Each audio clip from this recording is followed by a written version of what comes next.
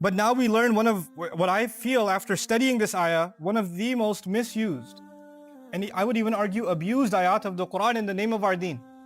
When it comes to people's feelings and sentiments, when you're entitled to feel sad. If there's something bad that happened to you many years ago, many months ago, ages ago, and you keep remembering it and it overwhelms you, you're not wrong. You should seek help for it, but it's not wrong that it hurts you still. Yaqub alayhi salam is entitled to his grief. He's entitled to cry out. But when they complain to him like this and they yell at him like this, what does it mean? Sometimes people are in these tragic situations, but the loved ones around them or the family around them is not very sensitive. They don't want to hear it. They have no one to talk to. We're actually now kind of learning, why has he been holding it in all these years? Because he had nobody to talk to. One time he opens his mouth and they snap. They don't give him a chance to speak. So what does he say? He says, قال إنما أشكو بثي وحزني إلى الله. I am only complaining about the things that I'm letting out of my heart. Bath actually means to spread, like وَبَثَّ فِيهَا.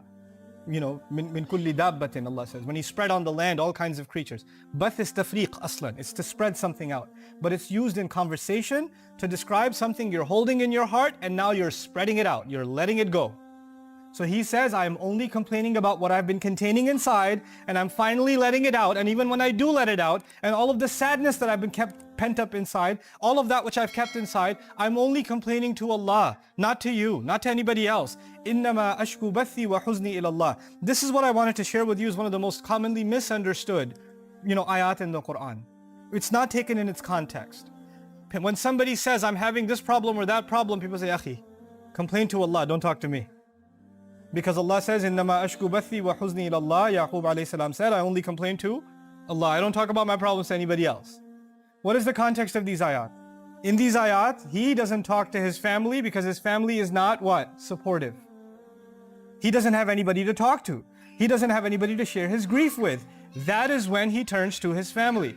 He says, I'm only complaining about my grief and I'm letting out my feelings and I'm only expressing my sadness to Allah. What he's essentially saying is, I have no one in my family that I can complain to. I have no one in my family that will understand my feelings. So the only one even when I do cry out, I have only Allah to cry out to. Even Rasulullah sallallahu alaihi wasallam, when he had a problem in his married life, he sought outside counsel. He sought help from the outside. This is the sunnah of Rasulullah sallallahu alaihi wasallam. You would say he should only complain to Allah. So it's oppressive to tell someone, don't seek help for your problem. You don't need to talk to anybody. Just talk to Allah and that should be good enough for you. That is not good advice.